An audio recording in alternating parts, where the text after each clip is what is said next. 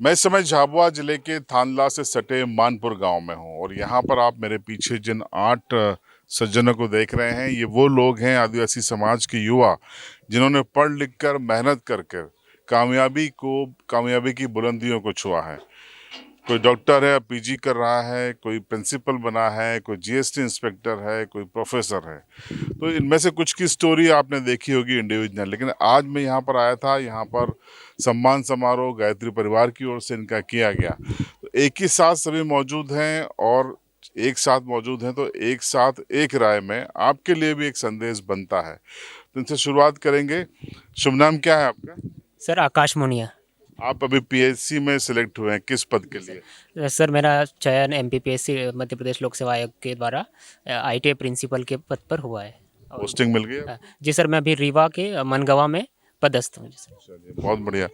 कितने घंटों की पढ़ाई की आपने? सर घंटे के देखा जाए तो सर मेरा 8 से 10 घंटा डेली रहता था। और ये आपका कौन सा अटेम्प्ट था ये? सर ये मेरा आईटीआई प्रिंसिपल का सर पहला अटेम्प्ट था। और इसके पहले सर मैं एमपीपीएससी का एक साक्षात्कार दे चुका था, असिस्टेंट इंजीनियर का।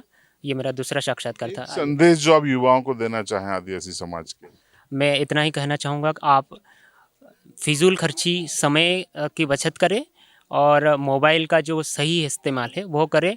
रील ना बनाए, ना ही अन्य जो मादक पदार्थों का सेवन करते हैं, इंदौर भोपाल जैसे बड़े शहरों में जा कर के माता पिता का जो नाम बदनाम करते हैं और घूमते फिरते रहते हैं। उनसे यही कहना चाहूँगा, आप अपने माता पिता का सपना साकार करने का सपना साकार करें, अच्छी पढ़ाई करें, मन लगाकर पढ़ाई करोगे तो अवश्य सफलता मिलेगी। आयुष हमारे साथ में है। पहले भी हमने एक इंटरव्यू उनको दिखाया था, आप प्रोफेसर बने हैं। एक बार फिर से आप बताइए कि आपका संघर्ष कितने घंटों की पढ़ाई का होता था? सर, मुझे ये नहीं लगता कि घंटे मैटर रखते हैं। आप अगर 1 घंटा भी पढ़ रहे हो, 2 घंटे पढ़ रहे हो, लेकिन आप कितनी ईमानदारी से, पूरी तन्मयता के साथ पढ़ रहे हो, तो वही मायने रखता है। घंटे मायने नहीं रखता, जहाँ तक मुझे लगता है। क्या संदेश युवाओं को देंगे आप? सर, एक कवि की पंक्तियाँ कि पढ़ना लिखना सीखो और मेहनत करने वालों, पढ़ना लिखना सीखो और भूख से मरने वालों, क ख ग को पहचानो, अलीफ को पढ़ना सीखो, अ आ ई को हथियार बनाकर लड़ना सीखो। और बोझा ढोने वालों और रेल चलाने वालों, अगर देश की बागडोर को कब्जे में करना है तो पढ़ो, पढ़ना लिखना सीखो और मेहनत करने वालों। बहुत बढ़िया, बहुत बढ़िया। आप जीएसटी इंस्पेक्टर बने, शुभ नाम क्या है? मेरा नाम विकास गरवाल है।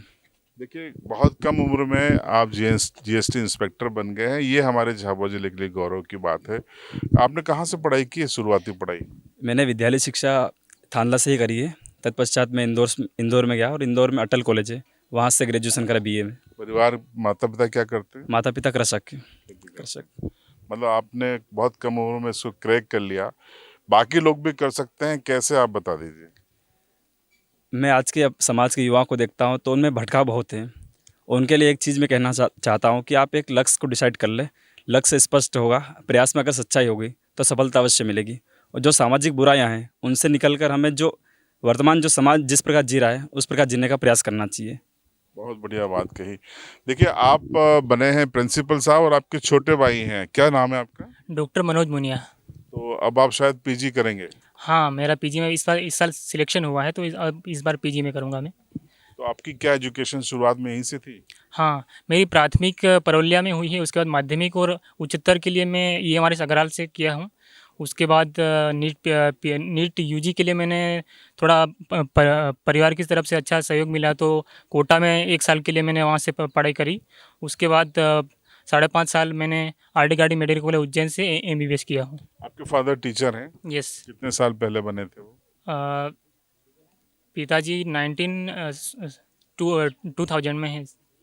20-25 साल हो गए। जी सर, 25 साल। देखिए, शिक्षा का महत्व क्या होता है आप इससे समझिए कि आप बने हैं, आप पीजी करेंगे, आप डॉक्टर हैं, आप प्रिंसिपल बने हैं। इनके पिताजी शिक्षक हैं, यानी इनके पिताजी ने अगर शिक्षा हासिल नहीं की होती तो शायद वो अपने बच्चों को भी इस दिशा में नहीं बढ़ा पाते। तो शिक्षा क्यों जरूरी है हमने बताया। नीनामा जी हमारे साथ में हैं, सदाबहार। आपको बधाई, आप सिलेक्ट हुए थे।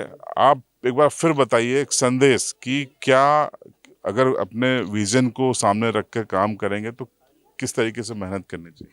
जी सर, मैं ये कहूँगा कि किताबें जो है गरीबी अमीरी नहीं देखती है। यदि अपन ने पूरी तरह से मन लगा के पढ़ाई करी है, 100% दिया है, तो निर्णय भी 100% आएगा अपने पे। और अपने आप में विश्वास है सर ये। बहुत बढ़िया।